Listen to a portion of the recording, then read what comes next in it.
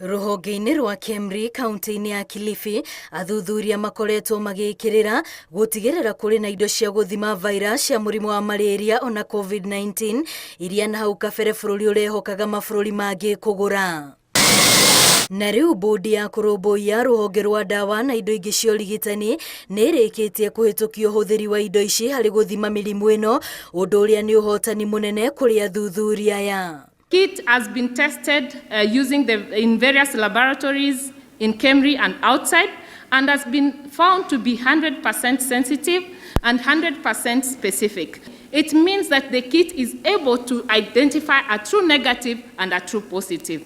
Indo ici nĩ itanyĩtwo gũteithĩrĩria na njĩra nene makĩria harĩ kũhũrana na mũrimũ wa malaria rĩrĩ bũrũri wambĩrĩirie ũheani wa njanjo ya malaria kũrĩ ciana nini. You know that malaria is a big killer in our country, especially for children and for women who are pregnant.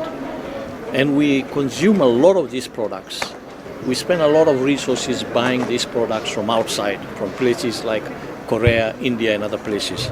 Thirikari nĩ ĩgathĩrĩirie makinya marĩa rũhonge rũrũ rũkoretwo rũgĩkinyũkia na itemi rĩao harĩ kwagĩrithia motungata ma ũrigitani bũrũri-inĩ.